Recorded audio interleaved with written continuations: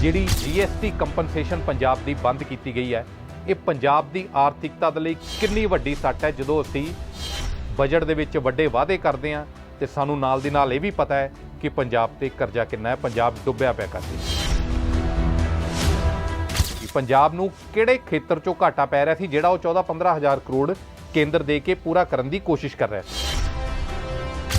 ਹੁਣ 15 ਹਜ਼ਾਰ ਕਰੋੜ ਰੁਪਇਆ ਕੇਂਦਰ ਤੋਂ ਦਾ ਬੰਦ ਹੋ ਜਾਣਾ। ਪੰਜਾਬ ਸਰਕਾਰ ਕਹਿੰਦੀ ਅਸੀਂ 27% GST ਕਲੈਕਸ਼ਨ ਹੈ ਜਿਹੜੀ ਉਹਨੂੰ ਵਧਾ ਦੇਵਾਂਗੇ। ਇਹ ਵਧੇਗਾ ਕਿਸ ਤਰ੍ਹਾਂ ਕਿ ਇਹ ਹਵਾਈ ਹਵਾ 'ਚ ਕੀਤੀ ਗੱਲ ਲੱਗ ਰਹੀ ਹੈ। ਪੰਜਾਬ 'ਚ ਅਗਰ ਮੈਂ ਪਿਛਲੇ 5-6 ਮਹੀਨਿਆਂ ਦਾ ਡਾਟਾ ਲਵਾਂ GST ਦਾ, ਪੰਜਾਬ 'ਚ GST ਦੀ ਕਲੈਕਸ਼ਨ ਹੁੰਦੀ ਹੈ 2000 ਕਰੋੜ ਰੁਪਏ ਦੀ ਔਰ ਹਰਿਆਣਾ ਦੇ ਅੰਦਰ GST ਦੀ ਕਲੈਕਸ਼ਨ ਹੁੰਦੀ ਹੈ 6000 ਕਰੋੜ ਰੁਪਏ ਦੀ। ਅੱਜ ਤੋਂ ਹੀ 15 ਹਜ਼ਾਰ ਕਰੋੜ ਬੰਦ ਔਰ ਅੱਜ ਤੋਂ ਹੀ ਪੰਜਾਬ ਦੇ ਵਿੱਚ ਮੁਫਤ ਬਿਜਲੀ ਦੀ ਯੋਜਨਾ ਜਿਹੜੀ ਉਹ ਲਾਗੂ ਹੋ ਰਹੀ ਹੈ। ਮੁਫਤ ਬਿਜਲੀ ਯੋਜਨਾ ਤੇ ਸਰਕਾਰ ਨੂੰ ਸਾਲਾਨਾ ਕਿੰਨੇ ਕੁ ਪੈਸੇ ਚਾਹੀਦੇ ਹੈਗੇ ਆ? ਮਤਲਬ 95 ਹਜ਼ਾਰ ਕਰੋੜ ਦੀ ਆਮਦਨ ਹੈ ਜਿਹੜੀ ਟੈਕਸ ਕਲੈਕਸ਼ਨ ਹੈ ਤੇ ਕਰੀਬ 66 ਹਜ਼ਾਰ ਕਰੋੜ ਦੇ ਪੱਕੇ ਖਰਚੇ ਆ ਜਿਹੜੇ ਹੋਣੇ ਹੀ ਹੋਣੇ ਆ।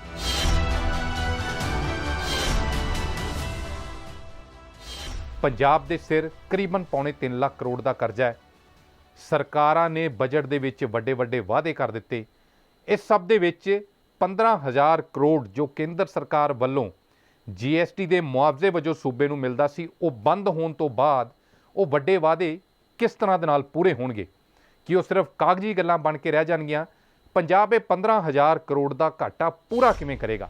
ਇਸ ਇਕਨੋਮਿਕਸ ਨੂੰ ਸਮਝਣ ਦੀ ਕੋਸ਼ਿਸ਼ ਕਰਾਂਗੇ। ਸਾਡੇ ਨਾਲ ਬਹੁਤ ਹੀ ਖਾਸ ਮਹਿਮਾਨ ਜੁੜ ਰਹੇ ਨੇ।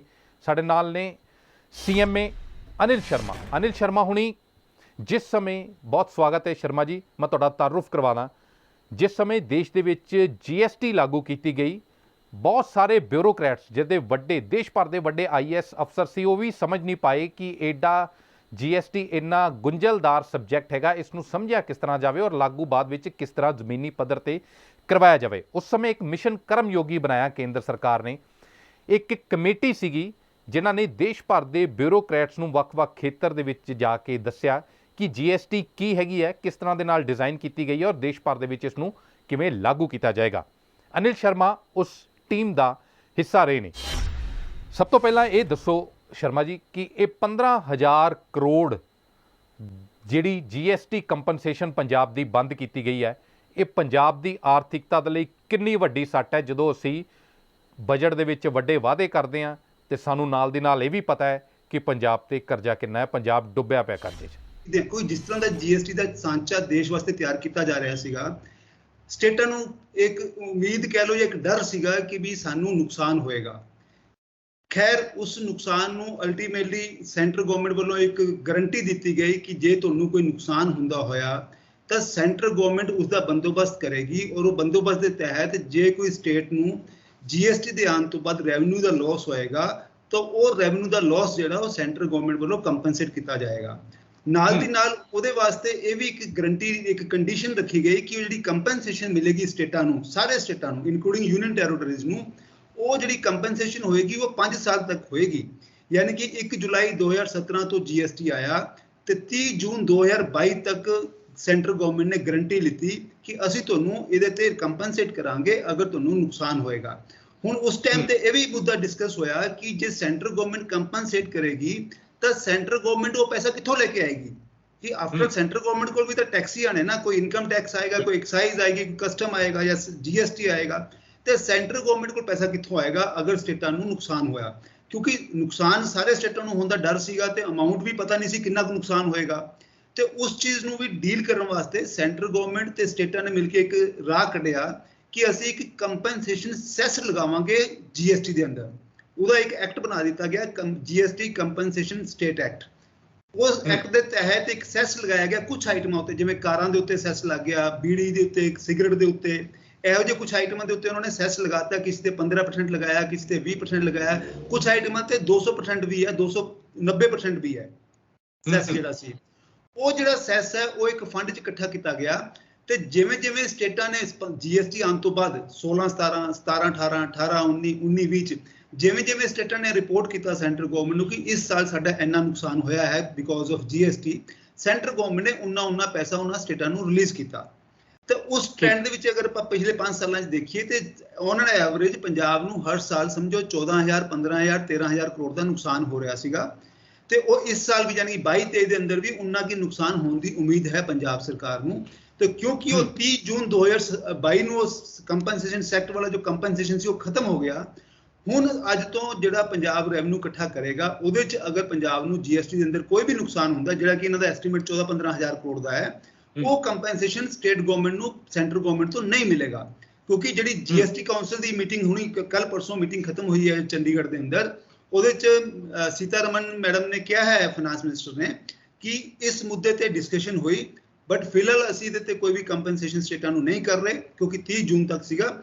ਫਿਰ ਵੀ ਇਹ ਜਿਹੜਾ ਮੈਟਰ ਹੈ ਜਾਂ ਇਸ਼ੂ ਹੈ ਇਹ ਓਪਨ ਹੈ। ਤਾਂ ਅਗਸਤ ਵਿੱਚ ਜਿਹੜੀ ਇਹਨਾਂ ਦੀ ਦੂਜੀ ਮੀਟਿੰਗ ਹੋਣੀ ਹੈ ਜੀਐਸਟੀ ਕਾਉਂਸਲ ਦੀ, ਉਸ ਮੀਟਿੰਗ 'ਚ ਇਹਦੇ ਉੱਤੇ ਫਰਦਰ ਵਿਚਾਰ ਵਟਾਂਦਰਾ ਕੀਤਾ ਜਾਊਗਾ ਤੇ ਇਹਦੇ ਵਿੱਚ 16 ਸਟੇਟ ਇਸ ਜੀਐਸਟੀ ਕਾਉਂਸਲ ਦੀ ਮੀਟਿੰਗ 'ਚ 16 ਸਟੇਟਾਂ ਨੇ ਸੈਂਟਰ ਗਵਰਨਮੈਂਟ ਨੂੰ ਗੁਜ਼ਾਰਿਸ਼ ਕੀਤੀ ਸੀ, ਜਿਹਦੇ 'ਚ ਪੰਜਾਬ ਵੀ ਹੈ, ਕਿ ਇਹ ਜਿਹੜਾ ਕੰਪਨਸੇਸ਼ਨ ਹੈ ਕੰਟੀਨਿਊ ਕੀਤਾ ਜਾਵੇ। ਇਹ ਜਿਹੜਾ ਕੰਪਨਸੇਸ਼ਨ ਪੰਜਾਬ ਨੂੰ ਮਿਲਦਾ ਸੀਗਾ 14-15,000 ਕਰੋੜ ਰੁਪਈਆ ਸਾਲਾਨਾ, ਇਹ ਕਿਸ ਚੀਜ਼ ਦਾ ਮਿਲਦਾ ਸੀ? ਪੰਜਾਬ ਨੂੰ ਕਿਹੜੇ ਖੇਤਰ 'ਚੋਂ ਘਾਟਾ ਪੈ ਰਿਹਾ ਸੀ ਜਿਹੜਾ ਉਹ 14-15,000 ਕਰੋੜ ਕੇਂਦਰ ਦੇ ਕੇ ਪੂਰਾ ਕਰਨ ਦੀ ਕੋਸ਼ਿਸ਼ ਕਰ ਰਿਹਾ ਸੀ? ਪਾਮਿਲ ਜੀ, ਜਦੋਂ ਜੀਐਸਟੀ ਆਇਆ ਤੇ ਜਦੋਂ ਸੈਂਟਰ ਗਵਰਨਮੈਂਟ ਇਹ ਕਹਿੰਦੀ ਰਹੀ ਕਿ ਅਸੀਂ ਤੁਹਾਨੂੰ ਕੰਪਨਸੇਟ ਕਰਾਂਗੇ ਜੇ ਤੁਹਾਨੂੰ ਕੋਈ ਨੁਕਸਾਨ ਹੁੰਦਾ ਜੀਐਸਟੀ ਦੇ ਆਉਣ ਦੇ ਨਾਲ, ਫਿਰ ਇਹ ਨਹੀਂ ਪਤਾ ਲੱਗ ਰਿਹਾ ਸੀ ਵੀ ਕਿੰਨਾ ਨੁਕਸਾਨ ਹੋ ਸਕਦਾ ਜਾਂ ਕਿੰਨਾ ਨੁਕਸਾਨ ਹੋਵੇਗਾ। ਤਾਂ ਇਹਨਾਂ ਨੇ 2015-2016 ਦਾ ਸਾਲ ਜਿਹੜਾ ਉਹਨੂੰ ਬੇਸ ਬਣਾ ਲਿਆ ਕਿ 2015-16 ਦੇ ਸਾਲ ਦੇ ਮੁਤਾਬਿਕ ਦੇ ਬਰਾਬਰ ਅਗਰ ਰੈਵਨਿਊ ਇਕੱਠਾ ਨਹੀਂ ਹੋਇਆ ਤਾਂ ਮੰਨਿਆ ਜਾਏਗਾ ਕਿ ਸਟੇਟ ਨੂੰ ਨੁਕਸਾਨ ਹੋਇਆ। ਤੇ ਉਹ ਜਿਹੜਾ ਗੈਪ ਹੈ ਯਾਨੀ ਕਿ 15-16 ਦੇ ਸਾਲ 'ਚ ਅਗਰ 100 ਰੁਪਏ ਇਕੱਠਾ ਹੁੰਦਾ ਸੀ ਸਰਕਾਰਾਂ ਨੂੰ, ਸਟੇਟ ਦੀ ਸਰਕਾਰ ਨੂੰ, ਤੇ ਅਗਰ 90 ਰੁਪਏ ਇਕੱਠੇ ਹੋਏ ਤਾਂ 10 ਰੁਪਏ ਸੈਂਟਰ ਗਵਰਨਮੈਂਟ ਕੰਪਨਸੇਟ ਕਰੇਗਾ। ਔਰ ਅਗਰ 105 ਰੁਪਏ ਹੋਏ, ਜੇ 105 ਰੁਪਏ ਹੋਏ ਤਾਂ ਸਟੇਟ ਗਵਰਨਮੈਂਟ ਨੂੰ ਕੁਝ ਲੈਣ ਦੀ ਜ਼ਰੂਰਤ ਨਹੀਂ ਹੈ ਸੈਂਟਰ ਗਵਰਨਮੈਂਟ ਤੋਂ। ਇਹਦੇ ਨਾਲ ਨਾਲ ਸੈਂਟਰ ਗਵਰਨਮੈਂਟ ਨੇ ਇਹ ਵੀ ਕਿਹਾ ਕਿ 15-16 ਦੇ ਸਾਲ 'ਚ ਤੁਹਾਡਾ ਜਿੰਨਾ ਰੈਵਨਿਊ ਹੋਏਗਾ ਉਹਦੇ ਉੱਤੇ ਅਸੀਂ 14% ਦੀ ਇਨਕਰੀਜ਼ ਵੀ ਇੰਸ਼ੋਰ ਕਰਦੇ ਹਾਂ ਤੁਹਾਨੂੰ, ਕਿ ਹਰ ਸਾਲ ਤੁਹਾਨੂੰ ਅਸੀਂ 14% ਦੀ ਇਨਕਰੀਜ਼ ਵੀ ਦੇਵਾਂਗੇ। ਯਾਨੀ 100 ਰੁਪਇਆ ਤੋਂ 114 ਰੁਪਏ ਮਿਲਣਗੇ ਸਾਲਾਨਾ। 114 ਰੁਪਏ, ਉਸ ਤੋਂ ਅਗਲੇ ਸਾਲ 114 ਦਾ ਵੀ 14% ਦੇਵਾਂਗੇ। ਇਸ ਤਰੀਕੇ ਨਾਲ ਸਿਸਟਮ ਬਣਾਇਆ ਗਿਆ ਅਗਲੇ 5 ਸਾਲਾਂ ਵਾਸਤੇ। ਤੇ ਉਸ ਤਰੀਕੇ ਨਾਲ ਪੰਜਾਬ ਨੂੰ 14-15,000 ਕਰੋੜ ਦਾ ਇਸ ਸਾਲ 'ਚ ਨੁਕਸਾਨ ਹੋਣ ਦੀ ਇੱਕ ਐਸਟੀਮੇਟ ਹੈ। ਉਹ ਜ਼ਰੂਰੀ ਨਹੀਂ ਹੈ ਕਿ ਨੁਕਸਾਨ ਹੋਏਗਾ, ਕਿਉਂਕਿ ਜਿਸ ਤਰ੍ਹਾਂ ਚੀਮਾ ਸਾਹਿਬ ਦਾ ਬਜਟ ਆਇਆ ਹੈ ਔਰ ਉਹਨਾਂ ਨੇ ਕਿਹਾ ਹੈ ਕਿ ਅਸੀਂ ਆਪਣੇ ਜਿਹੜੇ ਸਾਡੇ ਲੀਕੇਜ ਹੈ ਜਾਂ ਸਾਡੇ ਜਿਹੜਾ ਕਲੈਕਸ਼ਨ ਖਜ਼ਾਨੇ 'ਚ ਨਹੀਂ ਆ ਰਹੀ, ਅਸੀਂ ਉਹ ਵਾਲੇ ਸੋਰਸਿਸ ਨੂੰ ਪਲੱਗ ਕਰਕੇ ਅਸੀਂ ਆਪਣਾ ਰੈਵਨਿਊ ਇਕੱਠਾ ਕਰਾਂਗੇ ਤੇ ਜਿਹੜਾ ਲਾਸ ਹੈ ਉਹਨੂੰ ਕਿਸੇ ਤਰੀਕੇ ਨਾਲ ਘੱਟੋ ਘੱਟ ਹੋਣ ਦੀ ਕੋਸ਼ਿਸ਼ ਕਰਾਂਗੇ, ਉਹਨਾਂ ਵੱਲੋਂ ਕਿਹਾ ਗਿਆ ਹੈ। ਤੁਸੀਂ ਬਜਟ ਪੜ੍ਹਿਆ ਪੰਜਾਬ ਸਰਕਾਰ ਦਾ। ਪੰਜਾਬ ਸਰਕਾਰ ਕਹਿੰਦੀ ਕਿ ਅਸੀਂ ਜੀਐਸਟੀ ਕਲੈਕਸ਼ਨ ਦੇ ਵਿੱਚ 27% ਦਾ ਵਾਧਾ ਕਰਨਾ ਹੈਗਾ। ਹੁਣ 15,000 ਕਰੋੜ ਰੁਪਇਆ ਕੇਂਦਰ ਤੋਂ ਦਾ ਬੰਦ ਹੋ ਜਾਣਾ। ਪੰਜਾਬ ਸਰਕਾਰ ਕਹਿੰਦੀ ਅਸੀਂ 27% ਜੀਐਸਟੀ ਕਲੈਕਸ਼ਨ ਹੈ ਜਿਹੜੀ ਉਹਨੂੰ ਵਧਾ ਦਿਆਂਗੇ। ਇਹ ਵਧੇਗਾ ਕਿਸ ਤਰ੍ਹਾਂ ਕਿ ਇਹ ਹਵਾਈ ਹਵਾ 'ਚ ਕੀਤੀ ਗੱਲ ਲੱਗ ਰਹੀ ਹੈ? ਪਾਮਿਲ ਜੀ, ਦੇ ਵਾਸਤੇ ਮੈਂ ਤੁਹਾਨੂੰ ਥੋੜਾ ਹੋਰ ਡਿਟੇਲ 'ਚ ਸਮਝਾਉਣਾ ਚਾਹੂੰਗਾ ਕਿ ਪੰਜਾਬ ਦੀ ਪਾਪੂਲੇਸ਼ਨ ਜਿਹੜੀ ਹੈ ਉਹ 3 ਕਰੋੜ ਦੇ ਆਸ-ਪਾਸ ਹੈ। ਹਰਿਆਣਾ ਦੀ ਪਾਪੂਲੇਸ਼ਨ ਵੀ 3 ਕਰੋੜ ਦੇ ਆਸ-ਪਾਸ ਹੈ। ਪੰਜਾਬ 'ਚ ਅਗਰ ਮੈਂ ਪਿਛਲੇ 5-6 ਮਹੀਨਿਆਂ ਦਾ ਡਾਟਾ ਲਵਾਂ ਜੀਐਸਟੀ ਦਾ, ਪੰਜਾਬ 'ਚ ਜੀਐਸਟੀ ਦੀ ਕਲੈਕਸ਼ਨ ਹੁੰਦੀ ਹੈ 2,000 ਕਰੋੜ ਰੁਪਏ ਦੀ ਔਰ ਹਰਿਆਣਾ ਦੇ ਅੰਦਰ ਜੀਐਸਟੀ ਦੀ ਕਲੈਕਸ਼ਨ ਹੁੰਦੀ ਹੈ 6,000 ਕਰੋੜ ਰੁਪਏ ਦੀ। ਤੇ ਅਗਰ ਸੇਮ ਪਾਪੂਲੇਸ਼ਨ ਹੈ ਔਰ ਇਕਨੋਮੀ ਦਾ ਸਾਈਜ਼ ਵੀ ਸੇਮ ਹੈ, ਪੰਜਾਬ ਦੀ ਜਿਹੜੀ ਇਕਨੋਮੀ ਦਾ ਸਾਈਜ਼ ਹੈ ਉਹ 6 ਲੱਖ ਕਰੋੜ ਰੁਪਏ ਦਾ ਹੈ ਔਰ ਹਰਿਆਣਾ ਦੀ ਇਕਨੋਮੀ ਦਾ ਸਾਈਜ਼ 8 ਕਰੋੜ ਰੁਪਏ ਦਾ ਹੈ, 8 ਲੱਖ ਕਰੋੜ ਰੁਪਏ ਦਾ ਹੈ। ਤੇ ਫਿਰ ਜੀਐਸਟੀ ਵਿੱਚ ਇੰਨਾ ਗੈਪ ਕਿਉਂ ਹੈ ਕਿ ਇੱਥੇ 2000 ਕਰੋੜ ਕਲੈਕਟ ਹੁੰਦਾ ਇੱਕ ਮਹੀਨੇ ਦੇ ਅੰਦਰ, ਯਾਨੀ ਕਿ ਮਈ 2022 ਦੀ ਵੀ ਇੱਕ ਗੱਲ ਕਰੀਏ, ਮਈ 2022 ਦੇ ਅੰਦਰ ਪੰਜਾਬ ਵਿੱਚ 1800 ਕਰੋੜ ਰੁਪਏ ਦਾ ਜੀਐਸਟੀ ਕਲੈਕਸ਼ਨ ਹੈ, ਜਦਕਿ ਹਰਿਆਣਾ ਦੇ ਅੰਦਰ 6000 ਕਰੋੜ ਪਲੱਸ ਹੈ।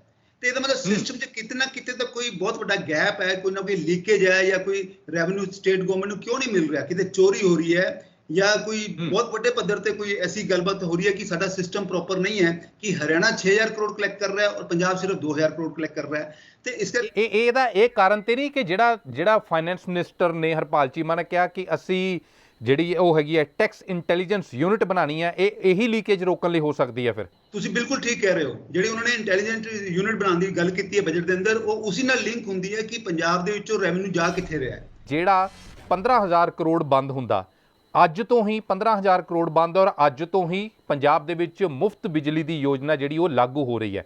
ਮੁਫਤ ਬਿਜਲੀ ਯੋਜਨਾ ਤੇ ਸਰਕਾਰ ਨੂੰ ਸਾਲਾਨਾ ਕਿੰਨੇ ਕੁ ਪੈਸੇ ਚਾਹੀਦੇ ਹੈਗੇ ਆ? ਸ਼ਾਇਦ 2000 ਕਰੋੜ ਦੇ ਕਰੀਬ ਦਾ ਐਸਟੀਮੇਟ ਹੈਗਾ। ਇਹ ਜਿਹੜਾ 17000 ਕਰੋੜ ਦਾ ਗੈਪ ਹੈਗਾ ਬਜਟ ਦੇ ਵਿੱਚ, ਤੁਹਾਨੂੰ ਲੱਗਿਆ ਕਿਤੇ ਦੇਖ ਕੇ ਕਿ ਸਰਕਾਰ ਇਹ 17000 ਕਰੋੜ ਵਾਲਾ ਜਿਹੜਾ ਗੈਪ ਹੈ ਪੂਰਾ ਕਰ ਪਾਏਗੀ? ਹਰਪਾਲ ਚੀਮਾ ਇਹ ਵੀ ਦਾਅਵਾ ਕਰਦੇ ਕਿ ਅਸੀਂ ਕਰਜ਼ੇ ਨਹੀਂ ਲੈਣੇ। ਆਪ ਦੀ ਸਰਕਾਰ ਨੂੰ ਇਸ ਗੱਲ ਦਾ ਪਤਾ ਸੀਗਾ ਕਿ 30 ਜੂਨ 2022 ਤੋਂ ਬਾਅਦ ਇਹ ਕੰਪਨਸੇਸ਼ਨ ਨਹੀਂ ਮਿਲਣਾ। ਹਾਂ, ਅਗਸਤ ਵਿੱਚ ਜੀਐਸਟੀ ਕਾਉਂਸਲ ਦੀ ਮੀਟਿੰਗ 'ਚ ਕੀ ਡਿਸੀਜਨ ਹੁੰਦਾ ਬਾਅਦ ਦੀ ਗੱਲ ਹੈ, ਲੇਕਿਨ ਇਹਨਾਂ ਨੂੰ ਪਹਿਲਾਂ ਤੋਂ ਪਤਾ ਸੀ ਕਿ ਕਿਉਂਕਿ ਦਿੱਲੀ 'ਚ ਇਹਨਾਂ ਦੀ ਸਰਕਾਰ ਹੈ, ਦਿੱਲੀ ਨੂੰ ਵੀ ਪਤਾ ਸੀਗਾ ਕਿ 30 ਜੂਨ ਤੋਂ ਬਾਅਦ ਕੰਪਨਸੇਸ਼ਨ ਨਹੀਂ ਮਿਲਣਾ ਸੈਂਟਰ ਗਵਰਨਮੈਂਟ ਤੋਂ। ਬਾਕੀ ਸਾਰੀਆਂ ਸਟੇਟਾਂ ਨੂੰ ਪਤਾ ਸੀਗਾ ਕਿ 30 ਜੂਨ ਤੋਂ ਬਾਅਦ ਕੰਪਨਸੇਸ਼ਨ ਨਹੀਂ ਮਿਲਣਾ। ਉਸਦੇ ਬਾਵਜੂਦ ਇਹਨਾਂ ਨੇ ਵਾਅਦੇ ਕੀਤੇ ਹੈ, ਉਸਦੇ ਬਾਵਜੂਦ ਇਹ ਬਜਟ ਲੈ ਕੇ ਆਏ ਹੈ, ਉਸਦੇ ਬਾਵਜੂਦ ਇਹਨਾਂ ਬਜਟ ਦੇ ਜਿਹੜੇ ਐਨਾਲਿਸਿਸ ਦਿੱਤੇ ਹੈ, ਇਹ ਪਬਲਿਕ ਜਿਹੜਾ ਬਜਟ ਆਇਆ ਹੈ ਕਿ ਅਸੀਂ 27% ਇਨਕਰੀਜ਼ ਕਰਾਂਗੇ ਜੀਐਸਟੀ ਦਾ। ਉਸ ਤੋਂ ਇਲਾਵਾ ਜਿਹੜੀ ਲਿਕਰ ਪਾਲਿਸੀ ਵੀ ਲੈ ਕੇ ਆਏ ਹੈ, ਲਿਕਰ ਪਾਲਿਸੀ ਦੇ ਅੰਦਰ 56% ਇਨਕਰੀਜ਼ ਦੀ ਗੱਲ ਕਰ ਰਹੇ ਹੈ। ਇਹਦਾ ਮਤਲਬ ਇਹਨਾਂ ਕੋਲ ਕੋਈ ਨਾ ਕੋਈ ਵਰਕਿੰਗ ਜਾਂ ਕੋਈ ਨਾ ਕੋਈ ਇਨਫੋਰਮੇਸ਼ਨ ਹੈ ਇਹਨਾਂ ਕੋਲ। ਐਦਾਂ ਹੀ ਜਿਹੜਾ ਨੌਨ ਜੀਐਸਟੀ ਜਾਂ ਨੌਨ ਟੈਕਸ ਰੈਵਨਿਊ ਦੀ ਗੱਲ ਕਰ ਰਹੇ ਹੈ, ਉਹਦੇ 'ਚ ਵੀ ਇਹ ਕਹਿ ਰਹੇ ਕਿ ਅਸੀਂ 11% ਇਨਕਰੀਜ਼ ਕਰਾਂਗੇ। ਤੇ ਇਸ ਕਰਕੇ ਮੈਂ ਮੰਨ ਕੇ ਚੱਲਣਾ ਕਿ ਜਿਹੜਾ ਹਰਪਾਲ ਚੀਮਾ ਜੀ ਨੇ ਜਿਹੜਾ ਬਜਟ ਬਣਾਇਆ ਹੈ ਉਹਦੇ 'ਚ ਕੁਝ ਨਾ ਕੁਝ ਤੇ ਕੈਲਕੂਲੇਸ਼ਨਾਂ ਇਹਨਾਂ ਨੇ ਕੀਤੀਆਂ ਹੋਈਆਂ ਆਲਰੇਡੀ। ਇਹਨਾਂ ਕੋਲ ਇਨਫੋਰਮੇਸ਼ਨ ਹੈ, ਗਰਾਊਂਡ ਵਰਕ ਕੀਤਾ ਹੋਇਆ ਹੈ, ਜਿਸ ਦੇ ਬੇਸਿਸ ਤੇ ਸਾਰੀ ਜਿਹੜੀ ਇਹ ਡਿਕਲੇਰੇਸ਼ਨ ਕਹਿ ਰਹੇ ਹੈ ਜਾਂ ਜਿਹੜੀਆਂ ਸਕੀਮਾਂ ਇਹ ਕਹਿ ਰਹੇ ਕਿ ਅਸੀਂ ਇਲੈਕਟ੍ਰਿਸਿਟੀ ਫ੍ਰੀ ਦਿਆਂਗੇ 300 ਯੂਨਿਟ, ਜਿਹਦਾ ਕਿ ਤੁਸੀਂ ਜ਼ਿਕਰ ਕੀਤਾ ਕਿ 1800 ਤੋਂ 2000 ਕਰੋੜ ਦਾ ਬਜਟ ਦਾ ਖਰਚਾ ਸਟੇਟ ਦੇ ਉੱਤੇ ਐਕਸਟਰਾ ਪਊਗਾ। ਤੇ ਮੈਂ ਉਮੀਦ ਕਰਦਾ ਪੋਜ਼ਿਟਿਵ ਹੈ ਇਸ ਮਾਮਲੇ 'ਚ ਕਿ ਵੀ ਸਰਕਾਰ ਕੁਝ ਨਾ ਕੁਝ ਇਦਾਂ ਦੇ ਬੰਦੋਬਸਤ ਕਰੇਗੀ ਕਿ ਰੈਵਨਿਊ ਇਕੱਠਾ ਹੋਏ ਇਹਨਾਂ ਕੋਲ। ਆਖਰੀ ਸਵਾਲ, ਤੁਸੀਂ ਨੌਨ ਟੈਕਸ ਰੈਵਨਿਊ ਦੀ ਗੱਲ ਕੀਤੀ ਹੈ, ਜਿਸ ਨੂੰ ਬਜਟ ਦੇ ਵਿੱਚ ਇਹ ਕਿਹਾ ਗਿਆ ਕਿ ਅਸੀਂ ਵਧਾ ਕੇ 11% ਕਰ ਦਾਂਗੇ। ਇਹ ਸਟੇਟ ਦਾ ਨੌਨ ਟੈਕਸ ਰੈਵਨਿਊ ਕਿਹੜਾ ਹੁੰਦਾ ਜਿਹਨੂੰ ਵਧਾ ਕੇ 11% ਕਰਨਾ? ਔਰ ਇਹ ਤੁਹਾਨੂੰ ਲੱਗਦਾ ਜਿਹੜਾ ਆਪਾਂ 16-17000 ਕਰੋੜ ਦੀ ਗੱਲ ਕਰ ਰਹੇ, ਇਹਦੀ ਕਲੈਰਿਟੀ ਹੈਗੀ ਸਰਕਾਰ ਨੂੰ ਵੀ ਇਹ ਅਸੀਂ ਪੂਰਾ ਕਰ ਲਾਂਗੇ, ਜਾਂ ਸਿਰਫ ਇਹੀ ਇਹਦੇ ਨਾਲ ਪੂਰਾ ਹੋ ਜਾਏਗਾ ਕਿ ਅਸੀਂ ਲੀਕੇਜ ਬੰਦ ਕਰ ਲਾਂਗੇ, ਸਾਡੇ ਮੰਤਰੀ ਲੀਡਰ ਇਮਾਨਦਾਰ ਹੈਗੇ ਆ, ਅਸੀਂ ਕਰਪਸ਼ਨ ਰੋਕ ਦਾਂਗੇ, ਔਰ ਉਹਦੇ ਨਾਲ ਉਹ 15-16-17000 ਕਰੋੜ ਦਾ ਜਿਹੜਾ ਘਾਟਾ ਪੈਣਾ ਸ਼ੁਰੂ ਹੋ ਗਿਆ ਉਹ ਪੂਰਾ ਹੋ ਜੂ? ਪਾਮਿਲ ਜੀ, ਇੱਕ ਤਾਂ ਤੁਹਾਨੂੰ ਇਹ ਦੱਸਦਾ ਕਿ ਘਾਟਾ ਆਪਣੇ ਕੋਲ 15-16 ਕਰੋੜ ਦਾ ਨਹੀਂ, ਘਾਟਾ ਤੇ ਬਹੁਤ ਜ਼ਿਆਦਾ ਕਰੋੜਾਂ ਦਾ ਹੈ, ਕਿਉਂਕਿ 3 ਲੱਖ ਕਰੋੜ ਰੁਪਇਆ ਤੇ ਪੰਜਾਬ ਦੇ ਉੱਤੇ ਲੋਨ ਚੜਿਆ ਹੋਇਆ ਹੈ। ਔਰ ਉਸ 3 ਲੱਖ ਕਰੋੜ ਦੇ ਉੱਤੇ ਜਿਹੜਾ ਲੋਨ ਹੈ ਉਹਦੇ 'ਚ ਰਫਲੀ 36000 ਕਰੋੜ ਦੀ ਤਾਂ ਉਹਦੀ ਕਿਸ਼ਤ ਜਾਂਦੀ ਹੈ ਲੋਨ ਦੀ, ਔਰ 20000 ਕਰੋੜ ਦਾ ਇੰਟਰਸਟ ਜਾਂਦਾ ਹੈ। ਠੀਕ ਹੈ ਨਾ ਜੀ। ਔਰ ਉਸ ਤੋਂ ਇਲਾਵਾ ਸਮਝੋ ਕਿ ਜ਼ਿਆਦਾ ਨਹੀਂ ਤਾਂ ਕੋਈ 50,000 ਦੇ ਕਰੋੜ ਦੇ ਆਸ-ਪਾਸ ਦੀ ਇਹਨਾਂ ਦੀ ਪੈਨਸ਼ਨ ਔਰ ਸੈਲਰੀ ਜਾਂਦੀ ਹੈ, ਯਾਨੀ ਕਿ 66000 ਕਰੋੜ ਤਾਂ ਐਸਾ ਹੈ ਜਿਹੜਾ ਕਿ ਇਹਨਾਂ ਦਾ ਫਿਕਸ ਖਰਚਾ ਹੈਗਾ ਹੀ ਹੈਗਾ। ਤੇ ਲੋਨ ਮਤਲਬ ਕਿ ਜਿਹੜਾ ਘਾਟਾ ਹੈ ਸਾਡੇ ਕੋਲ ਬਜਟ 'ਚ ਤਾਂ ਬਹੁਤ ਜ਼ਿਆਦਾ ਵੱਡਾ ਘਾਟਾ ਹੈ, 15000 ਕਰੋੜ ਤੇ ਛੋਟਾ ਜਿਹਾ ਅਮਾਉਂਟ ਦੇ ਅੱਗੇ ਹੋ ਜਾਂਦਾ ਹੈ। ਤੁਸੀਂ ਗੱਲ ਮਤਲਬ 95000 ਕਰੋੜ ਦੀ ਆਮਦਨ ਹੈ ਜਿਹੜੀ ਟੈਕਸ ਕਲੈਕਸ਼ਨ ਹੈ, ਤੇ ਕਰੀਬ 66000 ਕਰੋੜ ਦੇ ਪੱਕੇ ਖਰਚੇ ਹੈ ਜਿਹੜੇ ਹੋਣੇ ਹੀ ਹੋਣੇ ਹੈ। ਤਾਂ ਬਾਕੀ ਜੇ ਬਜਟ ਤੁਹਾਡਾ 1,55,000 ਕਰੋੜ ਦਾ ਤੇ ਉਹ 60000 ਕਰੋੜ ਕਿੱਥੋਂ ਆਏਗਾ? ਉਹ 60000 ਕਰੋੜ ਤੁਹਾਡਾ ਲੋਸ ਹੀ ਹੈ, ਉਹ ਲੋਨ ਲੈ ਕੇ ਕੰਮ ਪੂਰਾ ਹੋਊਗਾ, ਔਰ ਲੋਨ ਲੈ ਕੇ ਕੰਮ ਪੂਰਾ ਹੋਣ ਦਾ ਮਤਲਬ ਹੈ ਕਿ ਤੁਸੀਂ ਹੋਰ ਜ਼ਿਆਦਾ ਡੀਪ ਟਰਬਲ 'ਚ ਜਾ ਰਹੇ ਹੋ। ਤੁਸੀਂ ਗੱਲ ਕੀਤੀ ਸੀ ਨੌਨ ਟੈਕਸ ਐਲੀਮੈਂਟ ਦੀ, ਤੇ ਦੇਖੋ ਪੰਜਾਬ ਸਰਕਾਰ ਨੂੰ ਇਨਕਮ ਟੈਕਸ ਦੇ ਵਿੱਚ ਤਾਂ ਕੋਈ ਇਨਕਮ ਮਿਲਦੀ ਨਹੀਂ ਹੈ, ਠੀਕ ਹੈ ਨਾ ਜੀ, ਕਿਉਂਕਿ ਉਹ ਸਟੇਟ ਗਵਰਨਮੈਂਟ ਦਾ ਮੈਟਰ ਨਹੀਂ ਹੈ। ਪੰਜਾਬ ਗਵਰਨਮੈਂਟ ਨੂੰ ਟੈਕਸ ਰੈਵਨਿਊ ਮਿਲਦਾ ਹੈਗਾ ਜੀਐਸਟੀ ਤੋਂ, ਜਿਹੜਾ ਕਿ ਮੇਜਰ ਸੋਰਸ ਆਫ ਇਨਕਮ ਹੈ। ਉਸ ਤੋਂ ਇਲਾਵਾ ਜਿਹੜਾ ਸੋਰਸ ਹੈਗਾ ਉਹ ਹੈਗਾ ਨੌਨ ਜੀਐਸਟੀ ਜਾਂ non tax element. Non tax element 'ਚ ਤੁਹਾਡਾ ਜਿਵੇਂ ਆਪਾਂ ਗੱਲ ਕਰੀਏ ਰੀਅਲ ਸਟੇਟ ਦੀ ਸਟੈਂਪ ਡਿਊਟੀ ਆਉਂਦੀ ਹੈ ਡਿਪਾਰਟਮੈਂਟ ਗਵਰਨਮੈਂਟ ਨੂੰ, ਲੈਂਡ ਰੈਵਨਿਊ ਆਉਂਦਾ ਗਵਰਨਮੈਂਟ ਨੂੰ, ਜਾਂ ਉਸ ਤੋਂ ਇਲਾਵਾ ਇਲੈਕਟ੍ਰਿਸਿਟੀ ਦੀ ਡਿਊਟੀ ਆਉਂਦੀ ਹੈ, ਜਾਂ ਡੀਜ਼ਲ ਪੈਟਰੋਲ ਦਾ ਵੈਟ ਵੀ ਆ ਜਾਂਦਾ ਇਹਨਾਂ ਕੋਲ, ਇਲੈਕਟ੍ਰਿਸਿਟੀ ਦੀ ਡਿਊਟੀ ਬਣ ਜਾਂਦੀ ਹੈ। ਤੇ ਇਸ ਤਰ੍ਹਾਂ ਕਰਕੇ ਜਿਹੜੇ ਇਹਨਾਂ ਦੇ ਆਪਣੇ ਸੋਰਸਿਸ ਹੈ ਅਦਰ ਦੈਨ ਜੀਐਸਟੀ, ਉਹਨਾਂ 'ਚ ਕਹਿ ਰਹੇ ਕਿ 11% ਇਨਕਰੀਜ਼ ਕਰਾਂਗੇ। ਮੈਂ ਮੰਨ ਕੇ ਚੱਲਦਾ ਕਿ ਇਹਦੇ ਵਿੱਚ ਜਿਹੜਾ ਤੁਹਾਡਾ ਸੈਂਡ ਮਾਫੀਆ ਦੀ ਇਹ ਗੱਲ ਕਰਦੇ ਆ ਜਾਂ ਟਰਾਂਸਪੋਰਟ ਮਾਫੀਆ ਦੀ ਗੱਲ ਕਰਦੇ ਆ, ਉਹ ਵੀ ਸ਼ਾਇਦ ਇਸ਼ੂ ਇਹਦੇ ਨਾਲ ਜੁੜਨਗੇ ਕਿ ਜਿੰਨਾ ਰੈਵਨਿਊ ਉੱਥੋਂ ਕੱਢ ਕੇ ਲੈ ਕੇ ਆ ਸਕਦੇ ਆ ਜਾਂ ਪਲੱਗ ਕਰ ਸਕਦੇ ਆ ਟ੍ਰਾਂਜੈਕਸ਼ਨ ਨੂੰ, ਔਰ ਖਜ਼ਾਨੇ ਵੱਲ ਨੂੰ ਮੂੰਹ ਮੋੜਦੇ ਆ ਰੈਵਨਿਊ ਦਾ, ਤਾਂ ਉਹਦੇ ਨਾਲ ਸ਼ਾਇਦ ਇਹ ਜਿਹੜਾ ਤੁਹਾਡਾ ਲਾਸ ਦਾ ਤੁਸੀਂ ਵਰੀ ਹੋ ਕਿ ਲਾਸ ਹੋ ਰਿਹਾ 15000 ਕਰੋੜ ਜਾਂ 18000 ਕਰੋੜ ਦਾ, ਜਾਂ ਫਿਰ ਇੰਨਾ ਵੱਡਾ ਜਿਹੜਾ ਲੋਨ ਲੈ ਕੇ ਚੱਲ ਰਿਹਾ ਪੰਜਾਬ ਗਵਰਨਮੈਂਟ, ਉਹ ਸਾਰੇ ਖਰਚੇ ਹੌਲੀ ਹੌਲੀ ਮੈਂ ਮੰਨਦਾ ਕਿ 1 ਸਾਲ 'ਚ ਕਰਨੇ ਬੜੇ ਮੁਸ਼ਕਿਲ ਹੈ, 1 ਸਾਲ 'ਚ ਨਹੀਂ ਹੋ ਸਕਦੇ, ਲੇਕਿਨ ਆਪਾਂ 1 2 3 4 ਸਾਲਾਂ 'ਚ ਸ਼ਾਇਦ ਇਹਨਾਂ ਦੇ ਰਿਜ਼ਲਟ ਨਜ਼ਰ ਆਣੇ ਸ਼ੁਰੂ ਹੋ ਜਾਣਗੇ। ਕਿਉਂਕਿ ਇੱਕ ਚੀਜ਼ ਮੈਂ ਇਹ 'ਚ ਹੋਰ ਐਡ ਕਰਨਾ ਚਾਹੂੰਗਾ ਕਿ ਜਿਹੜੀ ਇਹਨਾਂ ਨੇ 1 MLA 1 ਪੈਨਸ਼ਨ ਸਕੀਮ ਦੀ ਇੰਟਰੋਡਕਸ਼ਨ ਕੀਤੀ ਹੈ, ਨਾਲੇ ਇਹਨਾਂ ਨੇ ਕਿਹਾ ਕਿ ਅਸੀਂ MLA ਦਾ ਇਨਕਮ ਟੈਕਸ ਪੇ ਨਹੀਂ ਕਰਾਂਗੇ, ਉਹਦੇ ਨਾਲ ਇਹਨਾਂ ਨੂੰ ਸਟੇਟ ਗਵਰਨਮੈਂਟ ਨੂੰ ਰਫਲੀ 20 ਕਰੋੜ ਰੁਪਇਆ ਸਾਲ ਦਾ ਬਚ ਰਿਹਾ ਹੈ। तो 20 करोड़ रुपया साल का बच रहा है, तो इसका मतलब कि इदां दी लीकेज या इदां दे जिहड़े फजूल खर्चे सरकारां ने पाले हुए हैं उन्हां नूं भी अगर रिड्यूस कर लैंदे हैं ਤਾਂ ਸ਼ਾਇਦ ਉਹ ਕਹਿੰਦੇ ਕਿ ਬੂੰਦ ਬੂੰਦ ਸੇ ਘੜਾ ਭਰਤਾ ਹੈ, तो शायद वो बेनिफिट ਇਹਨਾਂ ਨੂੰ ਕੁਝ ਮਿਲ ਸਕੇ ਔਰ ਇਹ ਕੁਝ ਆਪਣਾ ਇੱਕ ਪੋਜ਼ਿਟਿਵ ਰਿਜ਼ਲਟ ਪਬਲਿਕ 'ਚ ਲਿਆ ਸਕਣ। ਬਹੁਤ ਸ਼ੁਕਰੀਆ ਸ਼ਰਮਾ ਜੀ। ਅਸੀਂ ਆਸ ਕਰ ਸਕਦੇ ਹਾਂ ਕਿ ਅੱਜ 3 ਦਿਨ ਪਹਿਲੇ ਪੰਜਾਬ ਸਰਕਾਰ ਨੇ ਆਪਣਾ ਬਜਟ ਲਿਆਂਦਾ ਹੈ ਤੇ 3 ਦਿਨ ਬਾਅਦ ਪੰਜਾਬ ਦੀ ਆਰਥਿਕਤਾ ਦੇ ਲਈ ਅਸੀਂ ਕਹਿ ਸਕਦੇ ਹਾਂ ਕਿ ਕੁਝ ਸਮੇਂ ਦੇ ਲਈ ਜਿਹੜਾ ਮਾੜਾ ਦੌਰ ਉਹ ਸ਼ੁਰੂ ਹੋਇਆ ਹੈ। ਇਹ 15,000 ਕਰੋੜ ਦਾ ਗੈਪ ਹੈ ਜਿਹੜਾ ਇਹ ਕਿਸ ਤਰ੍ਹਾਂ ਪੂਰੀ ਹੋਏਗੀ, ਇਹ ਵੱਡੀ ਚੁਣੌਤੀ ਹੋਏਗੀ ਇਹ ਗੈਪ ਨੂੰ ਪੂਰਾ ਕਰਨਾ, ਕਿਉਂਕਿ ਬਜਟ ਦੇ ਵਿੱਚ ਵੀ ਕਿਤੇ ਵੀ ਇਸ ਚੀਜ਼ ਦੀ ਅਜੇ ਤੱਕ ਰੂਪਰੇਖਾ ਨਜ਼ਰ ਨਹੀਂ ਆਉਂਦੀ ਕਿ ਜਿਹੜਾ ਕੇਂਦਰ ਦਾ ਕੰਪਨਸੇਸ਼ਨ ਬੰਦ ਹੋਏਗਾ ਉਹ 15,000 ਕਰੋੜ ਪੂਰਾ ਕਿਸ ਤਰ੍ਹਾਂ ਕਰਨਾ। ਉਹ ਇਮਾਨਦਾਰੀ ਪੂਰਾ ਕਰੇਗੀ, ਉਹ ਲੀਕੇਜ ਨੂੰ ਰੋਕ ਕੇ ਪੂਰਾ ਹੋਏਗਾ, ਉਹ ਟੈਕਸ ਕਲੈਕਸ਼ਨ ਪੂਰਾ ਹੋਏਗਾ ਉਸ ਸਮੇਂ ਜਦੋਂ 66,000 ਕਰੋੜ ਦੇ ਸਟੇਟ ਦੇ 52ਵੇਂ ਖਰਚੇ ਨੇ। ਬਹੁਤ ਸ਼ੁਕਰੀਆ, ਬਹੁਤ ਧੰਨਵਾਦ। ਧੰਨਵਾਦ ਜੀ, ਥੈਂਕ ਯੂ।